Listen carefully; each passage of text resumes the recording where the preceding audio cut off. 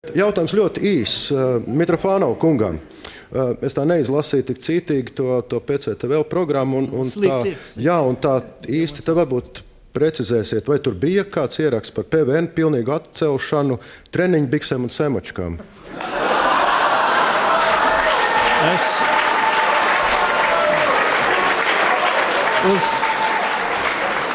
Uz apvainojumiem un pazemojumiem es neatbildēšu. Vīrieši tādos jautājumus var atrisināt aiz skatuves. Tas ir priekšlikums. Paldies. Es gribētu uzdot jautājumu tomēr Lidekas kungam. Jūs esat ZZS pārstāvis, nopietnas politisks spēks. Šeit notiek arī nopietnas politiskas debātas par svarīgām lietām, kā sociālas lietas, attiecības ar SV. Vai jūs domājat, es izmantošu tādu vārdu, tas ir konstruktīvi runāt par treniņu biksēm?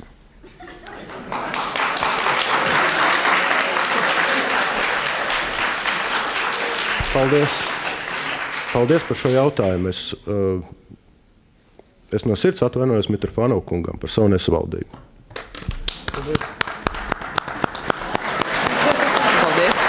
Paldies par izturību un patiesībā arī par sapratni. Raugiet, Latvijā jau visvairāk arī trūkst tieši gaismas, cerību un ticības saviem spēkiem. Es saviem spēkiem esmu noticējis un tāpēc šeit stāvu. Kā mēs zinām, lielākais Rīgas piesārņotājs ir Rīgas brīvosta.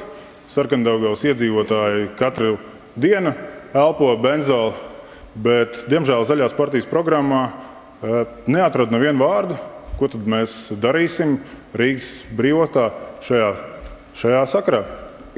Mūsu partijas programmā bija kā melns uz balta rakstīts, ka Rīgas brīvostā mēs ogles krausim, bet krausim droši, tā lai sniegs ir balts un gaiss ir svaigs. Tas ir punkts numur 1. Otrs, bīstamās kravas, kādas šobrīd top Rīgas ostā, kas saistās ar minerālu mēsliem, attiecīgi, kas ir nātrija chlorīds, kas varētu būt eksplozijai bīstams. Šādas kravas ir kravu pārkraušana obligāti jāizvērtē Rīgas brīvostā, ir jāveic civilās aizsardzības plāns, un tad viņš ir jāizvērtē, tur nepietiek tikai ar ietekmi uz vidas novērtējumu. Respektīvi, Rīgas brīvostā ir jāattīstās, un tas arī mūsu programmā ir rakstīts. Bet šai attīstībai jānotiek droši un roku rokā ar vidas aizsardzību. Kā tieši notiks droša ogļu pārkraušana? Šobrīd, ja mēs zinām, ja es nekļūdos, varbūt kāds var man pakomentēt, kad Krievijas salā notiek jauna termināļa būvniecība, kur pārkraus šīs ogles, ka šīs ogles no centra tiks pārvestas uz Krievijas salu, kur ir jaunas tehnoloģijas. Tas jau notiek, un tas ir jāturpina, lai tas arī notiek. Nātrija chlorīds ir eksplozīva viela. Man liekas, tas ir vārām no salas. Nē, kas saistās.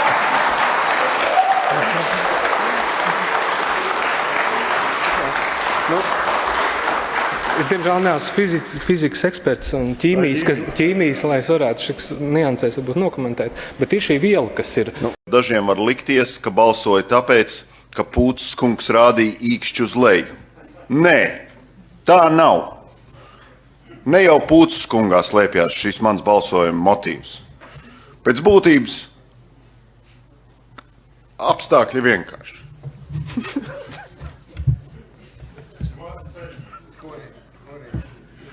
Pirmkārt,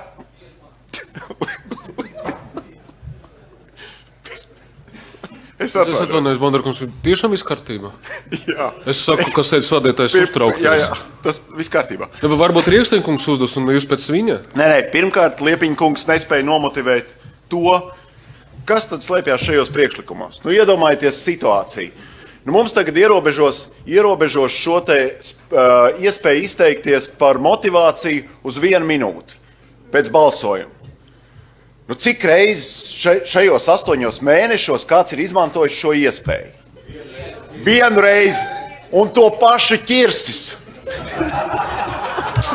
Tas ir tikai, ja tas ķirsis, tas neskaitās. Jā. Tā normāls cilvēks, jā? Labi, paldies par atklātību. Otrkārt, iedomājieties sākotnēji šo priekšlikumu iesniedz Vladovs kundze ar Vjačeslavs Stepaņenko. Iedomājieties, es cerēju, uzkāps tribīnē, raus kreklu, teiks, to vajag, tāpēc tas. Nulle. Nekā. Absolūti nekā. Man jāsaka par nožēlu, es redzēju, ka Amerikungs centās. Aldermans kundze centās.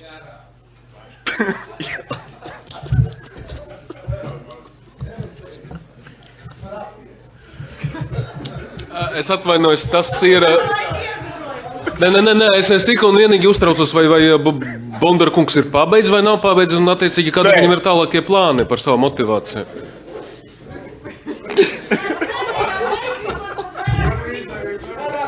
Nē, mēs tiešām baudām katru no šīm reizēm, kad tika izteikta motivācija. Jums ir tehniskais patreiz patraukums, vai jūs esat... Nē, es turpinu runāt, vienkārši. Es smējos par to, kā vajadzētu tagad raudāt. Raudāt par to, ka šie priekšlikumi ir pieņemti. Vienkārši pretīgi. Es varu pateikt godīgi, ir pretīgi, ka šie priekšlikumi ir pieņemti šādā veidā un formā. Un tāpēc, zināmā mērā, es balsoju pret, es būšu pret tiem, un es pilnīgi piekrītu savam kolēģim Ķirsim.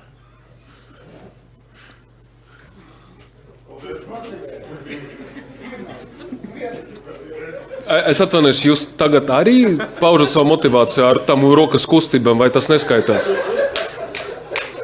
Es vienkārši cenšos tagad iedziļinoties un cerot uz to sadarbību, saprast, ko jūs patreiz darāt.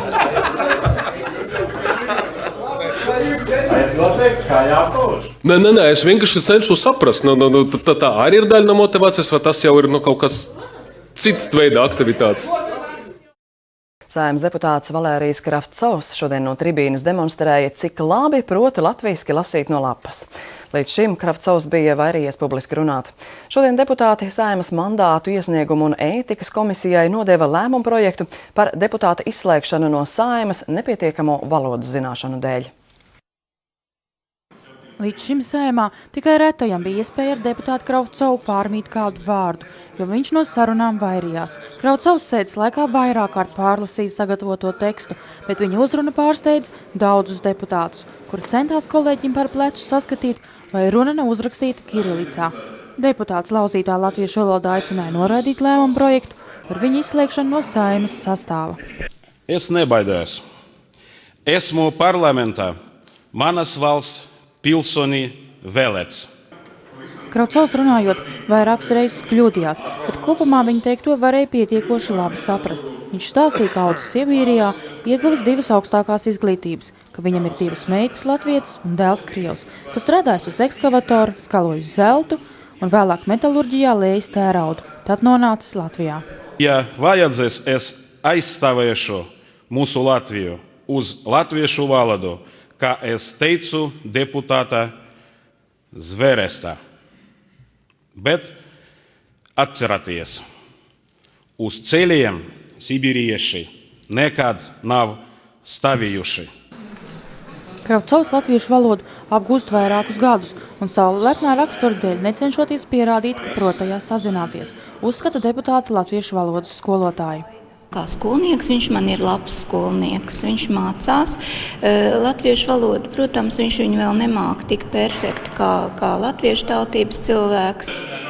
Par deputātu izslēgšanu no Saeimas sastāvu vispirms lems Saeimas mandāta iesnieguma un ētikas komisija. Vairāk deputāti norādīja, ka jautājums nav pietiekami juridiski sakārtots, un pēc Kravcova izslēgšanas no parlamenta Latvijas zaudēs Eiropas cilvēktiesību tiesā. Savukārt citi pauda pretēju nostāju, skaidrojot, ka ar esošajiem normatīvajiem aktiem pietiek, lai viņu varētu likumīgi izslēgt.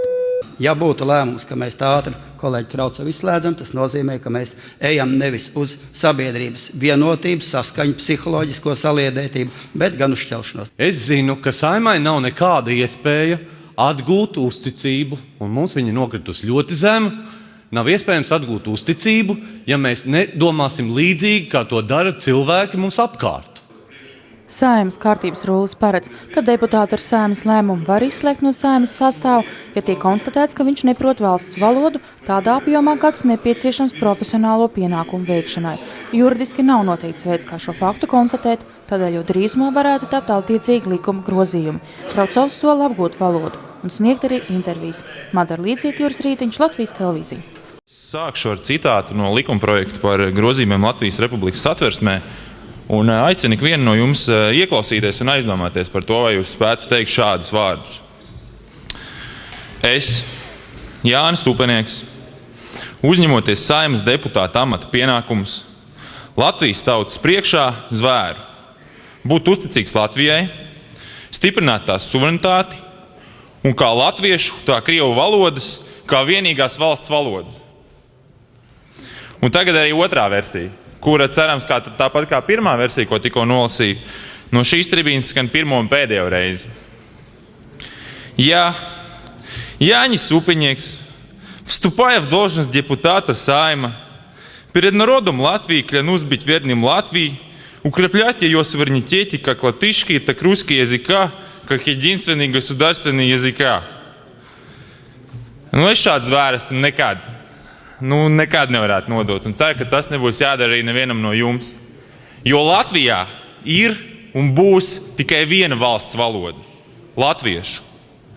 Jautājums ir vairāk nekā absurds, un diemžēl jāatzīst, ka mūsu kaimiņu valsts Igaunija kārtējo reizi ir mums solīta priekšā, jo tur vienkārši bez jebkādas auklēšanās. Šāds jautājums dienas kārtībā vienkārši nav. Gan Igaunijas prezidents, gan sabiedrība var nebaidoties izteikt savu viedokli par krievu valodu, pilnībā izslēdzot, ka tā varētu kļūt par otru valsts valodu.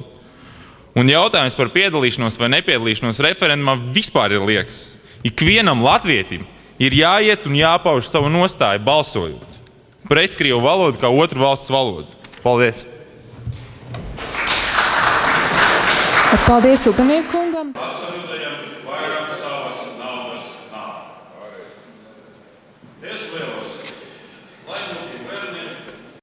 Mūsu naudu, apmeklētu kino, pirktu grāmatas un celotu, vai darītu kaut ko citu derīgu, bet nevis naudu nospēlētu azartspēles. Kad mūsu bērniem būs 21 gads, viņiem būs sava nauda, un to viņi vēl vairs tērēs pēc saviem ieskatiem. Es tā uzskatu. Paldies par uzmanību. Raduskis kungs.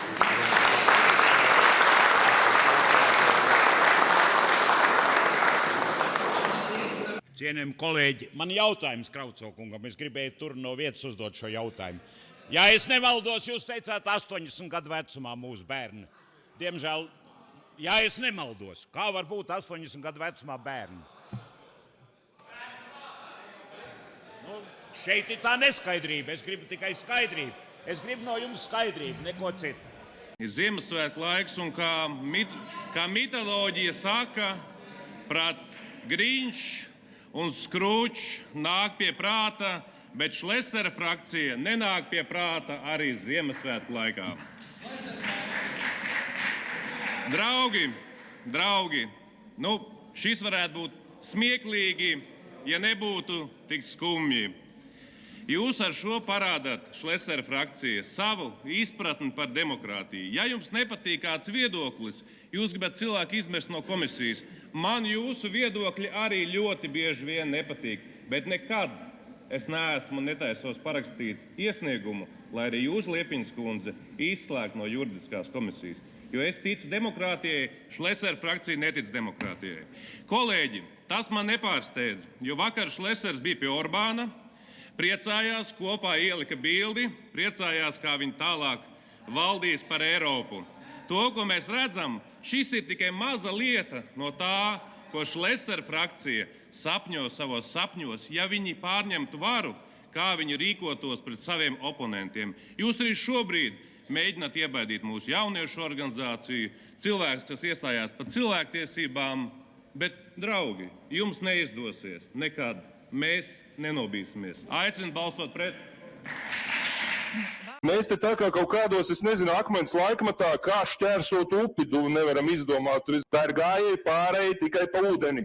Tā ir manipulācija ar informāciju, un tas jums tiešām, es jums no tiesas piekrītu, sanāk vislabāk. Jā, Kleinberga kungs, atšķirībā no jums, mēs varam doties uz jebkuru Rīgas apkaimi, droši satikties ar jebkuriem iedzīvotājiem un nedabūt pa galvu. Vārds deputātam Rudolfam Reimanim. Es, piemēram, nemanipulēju šajā jautājumā. Man bija kauns vispār, ka tāds jautājums ir no 2000. gada sākuma. Es gluži pretēji.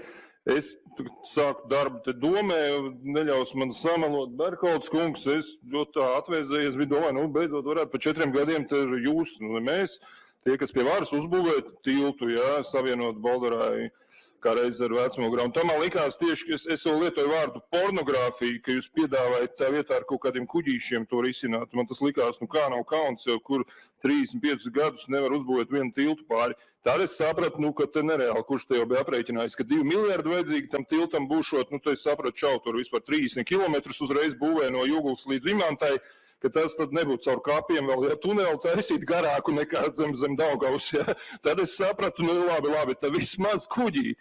Un tad, kad es tādā teltī stāvēju 4 dienas, un katru dienu biju un vācām parakstu, es neliekuļoju. Es tiem cilvēkiem, viņi man prasīja, kāpēc sen jau tas nav izdarīts. Es teicu, nezinām. Es teicu, ka mēs piespiedīsim, palīdzēsim pātrināt viņus. Mēs neteicām, ka mēs viņu izveidosim. Mēs jau arī neveidosim, mēs jau neesam tur, Un te jau Klebach kungs pareizi teica, es saku, it kā kaut vai airu laivu, vai kāds Venecijā airē pāri, savā laikā jau tā bija, kad līčus veda pāri tur uz kapiem abedīt ar laivām, pret straumi, tur kaut vai motorlaivu, man izvizināja ar motorlaivu, 5 minūtes tas aizņem, nevajag nekādu Zundas kanālu pie reizes padziļināt, kurš te to grib jau. Nevajag to darīt, Sprindžuks, tas bija, nevajag nekādus miljonus, arī par tiem pontoniem peldošajiem, kā reiz no Latreks firmas, kas Latvijā laivas ražoja, izvizināja, viņš tieši, man pateica, cik kas maksā realitātē, ja privātais to darīt, tur ir pāris tūkstoši tā piestātnīta peldošā, nevis jau 100 000 pēkšņi jau, Nevajag, lūdzu, neko neaiztieciet, neko nedariet. Vienu nelielu laiviņu, tādu ar jumtiņu normāli, ir pilns, viņš man visu amplitūdu arī parādīja, kā var nopirkt lietotas, ārzemēs, var Latvijā ražotu, var nopirkt, pa 100 000 konfeti var nopirkt, uzražot speciāli. Nelielu laivu pilotu projektā, vismaz pāris mēnešus paskatīties, patīk cilvēki nepatīk, un viss. Izīrēt kaut vai to, no Lietuvas atzīt tur to kuģi, un kaut ko tādu izdarīt, jo te tie cilvēki jau daļa tiešām neparakstījās tikai tāpēc, gāja prom tur spļaudīdamies, teica, ka jūs te visu laiku solat, neticam vairs neko, jūs nekas neizdosies, Un tā jau arī ir, mēs te jau arī sanāk, kāpēc mēs pieslēdzamies klāt, tāpēc, ka jums patīk pirms vēlēšanām sasolīt visu kaut ko, tā skaitā pēkšņi Vecmogurā uz Bolderāju, es tur pat esot staigājis un filmējis, ka kuģīti vajag taisīt, un tad sasola, un tad mēs redzam, tā aiziet tādā garajā lēnām. Nē, tur dārgi Zundas kanāls bija jāpadziļina. Kāds tur sakars vispār? Tur pa lētāko tādu optimālu variantu vajag to izdarīt. Piestātnes tur ir, MSIL, tu pie Pirts tur tālāk. Tur 2-3 ir tas, ka tur juridiski jūs nevarat atrisināt atkal neļauj. Kas otrā galā Bolderā privātais kaut kāds ir. Jāklubs, ārzemnieks kaut kāds, tas tur jums neļauj. Var taču vienoties, atrisināt elementāri. Un nevajag vilkt pa to kanālu iekšā tur Bolderājā dziļāk, tur, kur jābrauc lēni, ātruma ierobežams. Nē, tur patās cilvēki, tur jau pieturu ir, vienas pieturas attālumā līdz sabiedriskam transportam. Ja grib var to autobusu pagarināt, vienu pieturu izveidot, tas viss tur ir jau gatavs. Nav. Mēs te tā kā kaut kādos, es nezinu, akmens laikmatā, kā šķērsot upi, nevaram izdomāt, vismaz taisam, tas taču ir sen pasaules civilizācijas sākums, tas ir. Mums ir tiešām apkaunojums, ka nav normāls tilts vai normāls tunelis sen jau, tur augšā.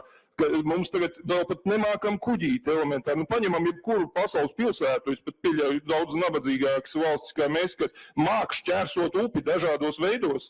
Jūs TikTokā pats lielījāties ar Bārtu Kotelo kopā, kā jūs gājāt pārēji uzkrāsojāt, tur pie tirgus. Man jāatzīst, normāli, es vēl kājām, mēs gājām uz tirgu tieši, normāli gāja pārēji. Lejā, protams, tunelī sūdzējās, ka mazāk klienti. Te ir tas pats, tā ir gājēji pārēji tikai pa ūdeni.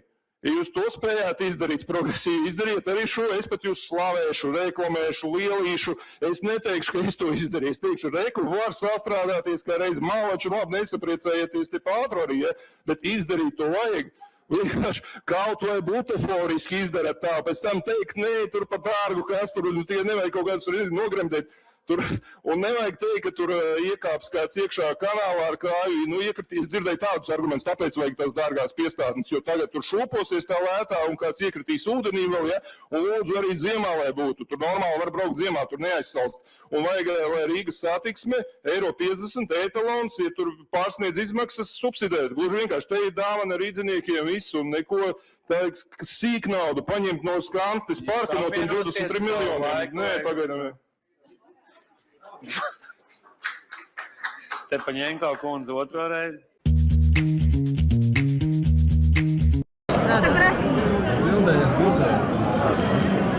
Diemžēl Āboldiņas kundze uzskata, ka ar mums nav jārunā. Pasakiet to faktu. Pasakiet to faktu tautai. Es pateicos jums par to, ka jums ir interesi par tiem procesiem, kas notiek valstī. Es vienmēr esmu atbalstījis to, ka cilvēkiem, ja viņi netiek sadzirdēti, ir iespējas... Par procesiem, kas notiek valstī.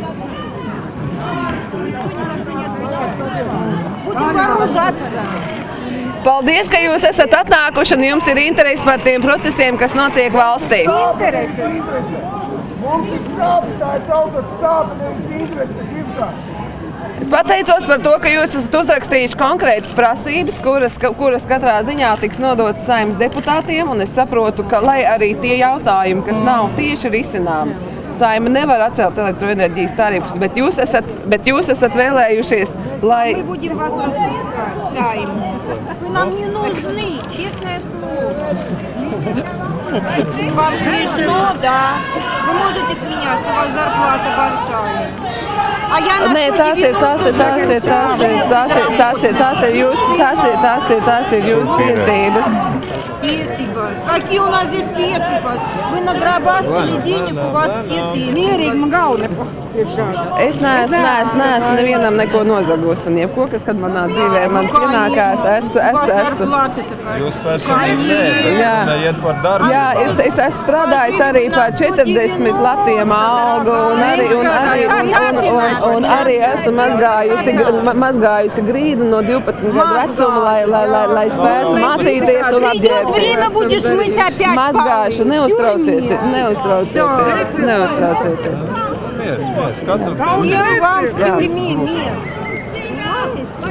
Es domāju, mēs dzīvojam tiesiskā valstī, un kāds būs sudā, tad attiecīgi tos cilvēkus un tiesa arī lems.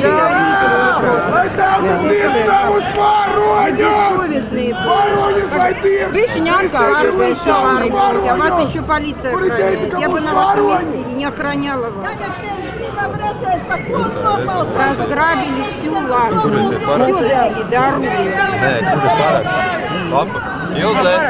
Ilze, parakstu lapas ir.